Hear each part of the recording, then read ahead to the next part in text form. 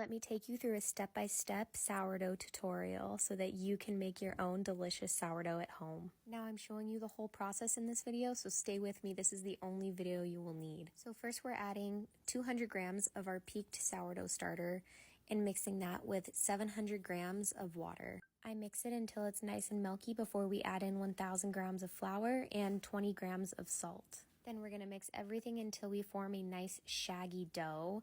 You can get in there with your hands if you want to. I just prefer using my dough whisk. Now once we're done mixing, we're going to let our dough sit for 1 hour, and then we'll come back and start our stretch and folds. So for your stretch and folds, we're just going to grab that dough and slap it down, turn your bowl a quarter turn, and continue the same process until you get about 2 times around the bowl, or about 8 stretch and folds.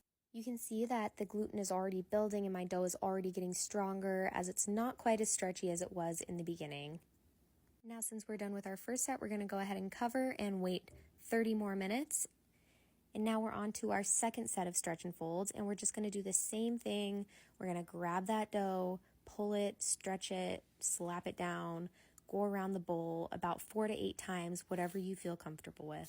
Now we're going to go ahead and cover and wait another 30 minutes. We are on our third set of stretch and folds, but I like to do coil folds for my last 2 sets. So I'm showing you here how I do my coil folds. You just grab the middle of the dough, pull it up, and let the dough fall on itself. As you can see, I like to pull one side, pull it up and slap it down, and I go around again between 4 to 8 times, maybe 4 to 6 times, whatever you feel comfortable with. You can kind of really feel that dough start to form even more. And I feel like with the coil folds, that's when your dough really starts to take shape more. And we are waiting another 30 minutes before doing our last set. We are almost there. Our last set, I'm going to continue with the coil folds. And you really feel that dough just getting stronger and stronger and smoother and elastic feeling. You will definitely notice a difference. Once we're all done with our stretch and folds, we are waiting for our dough to finish bulk fermenting. And this begins as soon as you mix your dough. So for me, it takes around 8 hours.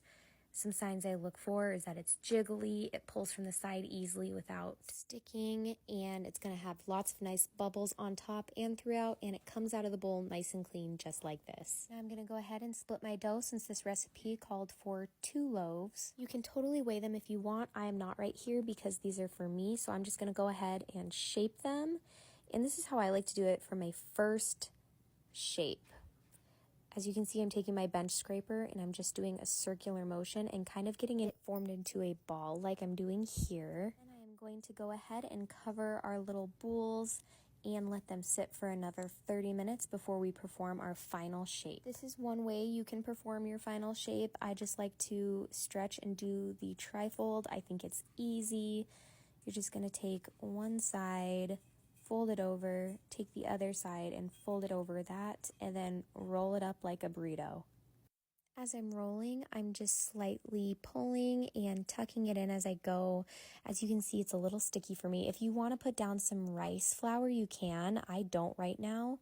And that's one way you can know that your dough is well proofed if you don't absolutely need rice flour for it. However, when I started making sourdough, I always put rice flour down. So I do recommend putting rice flour down before you shape. We have our ball. We're going to do our push and pulls, which you're literally just pushing the dough and pulling it back and tucking it in. You want to do at least a couple push and pulls, but not so many that you start breaking the dough on top. Sprinkle rice flour on top, sprinkle it in our banneton, and plop it in. I like to cover mine with a shower cap because it helps keep the moisture in. And we're going to wait 5 more minutes before we do our last thing, which is stitching the dough. This is just when you grab a corner of it and pull it in. It's adding tension to your dough, which will eventually help with the oven spring. So I'm just showing you guys one of the loaves because I don't feel like we need to watch this twice, but hopefully you can get a good idea from watching this video of what I am doing. Finally, we're going to add some rice flour to the top, cover our dough, and it's ready to refrigerate. I usually refrigerate overnight, but you can also do it during the day if you want to bake at night and just refrigerate for at least a couple hours. So we're adding more rice flour to the bottom and flipping our dough over. I like to dust off the excess rice flour left over from the banneton and then add more.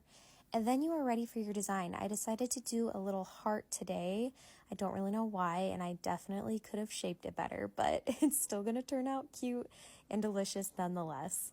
Now for our oven temperature, I like to preheat the Dutch oven for 30 minutes at 450, and then we're gonna go ahead, take it out, and plop our bread in it. Your bread is gonna bake for 30 minutes at 450 degrees, and then we are going to take it out, take the lid off, and plop it back in the oven at 425 degrees for 10 more minutes. And then you are all done and you have a beautiful sourdough loaf that is ready to cool for a couple hours before you cut into it. You can totally cut into it while it's still warm. It's just gonna make it a little bit more gummy, but still delicious nonetheless.